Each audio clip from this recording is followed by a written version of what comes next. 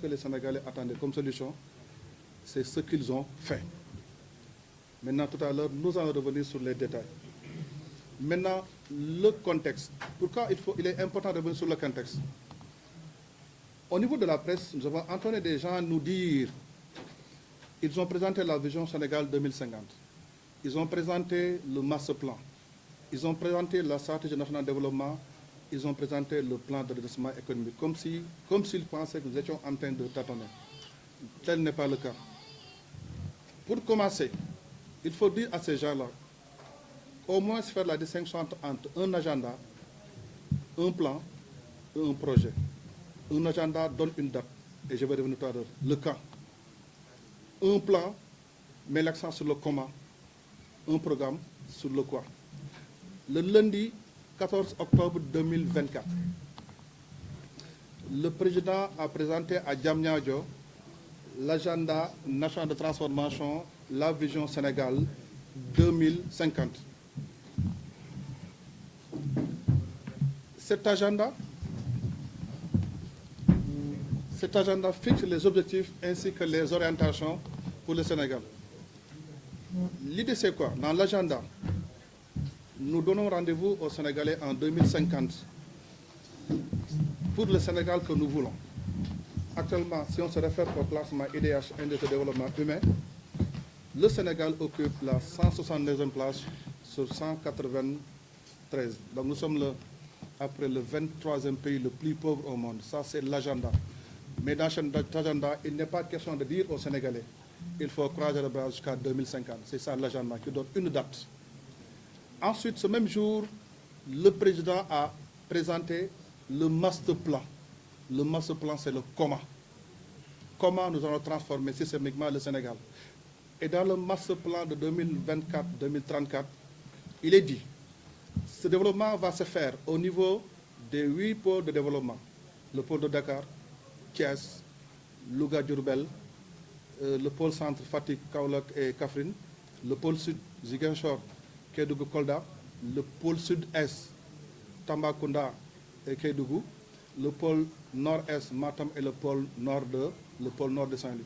Ensuite, on dit maintenant, non seulement le développement va se faire au niveau des 8 pôles, mais aussi à partir des 6 filières stratégiques, effectivement, dans la vision Sénégal 2050.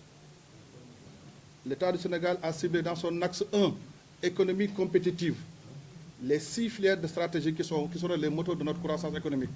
1, industrie extractive. 2, l'agriculture, industrie agroalimentaire. 3, industrie manufacturière. Plus maintenant 3 services à valeur ajoutée. Le numérique, tourisme, culture, ainsi que ICC. Le comment, on l'a dit dans le master plan. Ça se passe dans les 8 pôles territoires à partir des 6 filières stratégiques. Maintenant, puisque le président de la République a été élu pour un mandat de 5 ans, à partir du master plan de 10 ans, on a sorti un plan quinquennal, la stratégie nationale de développement, SND 2024-2029. SND, on va le faire avec les projets et les programmes. Et le président l'a rappelé, nous avons ciblé 80 projets catalytiques. Maintenant, pour continuer, si vous lisez dans les SND, j'aime bien les références, à la page 75, SND à la page 75, il faut le lire, on avait déjà parlé du RIA, moi c'est comme ça que je fais pour le retenir. Redresser, impulser, accélérer. Pour dire qu'on ne t'attend pas. Dans les SND, on a dit d'abord, il faut qu'on commence par redresser. Le plan de redressement, de manière globale, consiste à rétablir l'équilibre macroéconomique et à mobiliser les Sénégalais autour de la vision. C'est important. Pourquoi on a dit déséquilibre macroéconomique? Parce qu'il y a eu des problèmes sur lesquels on va y revenir. Mais l'option d'être présenté devant les Sénégalais, ce n'était pas le hasard. On peut faire notre circulaire, mais le gouvernement a fait l'option de le présenter devant les Sénégalais pour regrouper l'ensemble des Sénégalais autour de la vision Sénégal 2050 et pour mobiliser les acteurs autour de la vision stratégique. Donc ça, c'est le plan de redressement 2026-2028. Ensuite, il y aura forcément un plan d'impulsion. Et ce plan d'impulsion, ça sera un plan de 2026-2034.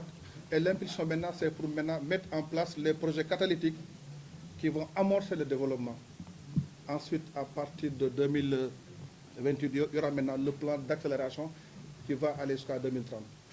Voilà un peu pour montrer le lien qui existe entre la vision Sénégal 2050, le master plan de 10 ans, la SND de 5 ans et le plan de redressement de 3 ans. Voilà pourquoi il fallait revenir en se disant qu'il n'y a pas de tâtonnement. Maintenant, pourquoi il faut redresser? Il faut redresser pour plusieurs raisons. D'ailleurs, si vous vous rappelez, le lundi 14 octobre, lors du lancement de la Vision Sénégal 2050, c'était fait en 3 parties.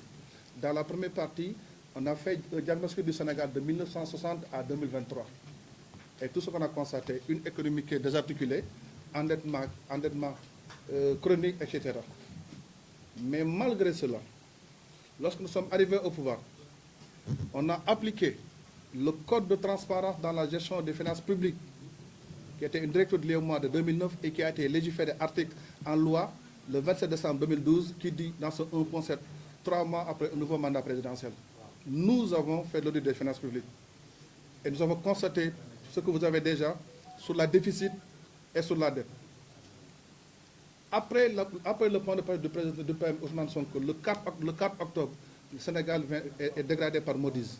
On était à BA3, on passe de BA3 à B1. Mais il fallait aussi que ces chiffres-là soient certifiés par la Cour des comptes. La Cour des comptes a travaillé sur le document. Et le 12 février 2025, la Cour des comptes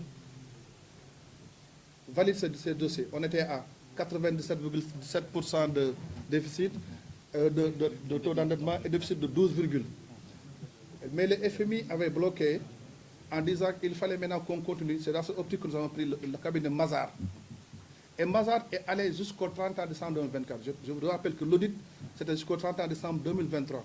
Mais lorsque Mazars a fait le travail jusqu'au 30 décembre 2024, la dette du Sénégal en valeur absolue, c'était 23 273 milliards.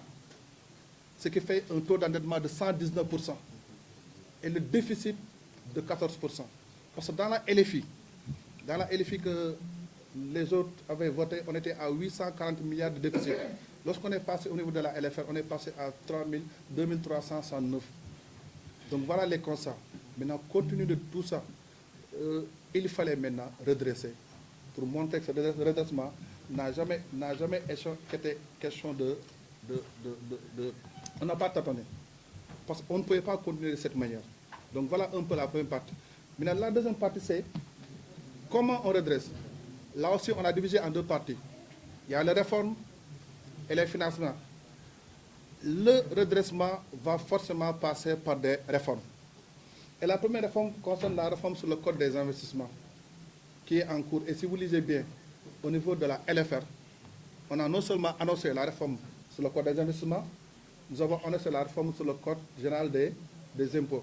Donc il y aura des réformes sur le code des investissements, réformes sur le code général des impôts et réformes sur la commande publique. Tout à l'heure, on va y revenir, parce qu'il est question de rationaliser les dépenses de l'État. Et qui dit dépenses de l'État? L'État dépense de 6 manières. Catégorie 1 des dépenses, c'est l'intérêt de la dette. Catégorie 2 des dépenses sont les dépenses du personnel, les salaires. Catégorie 3 des dépenses sont les acquisitions de biens et de services. Catégorie 4 des dépenses, ce sont les investissements. Maintenant, 5e et 6e sont les transferts courants et les transferts en capital. Troisième chose maintenant, la rationalisation des agences. On va revenir tout à l'heure dans les détails, ainsi que les projets de loi.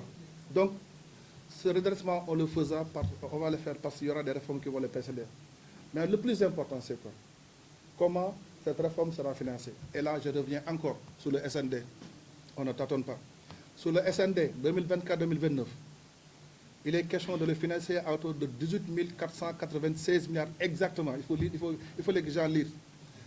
On devait les financer à hauteur de 18 496 milliards, dont les 60,3% doivent être supportés par l'État, les 14 par le secteur privé et les 24 par le PPP. Et dans les PPP, l'État devait supporter les 30%. Mais si on le divise en 2 parties, en public et en privé, l'État va financer à hauteur de 69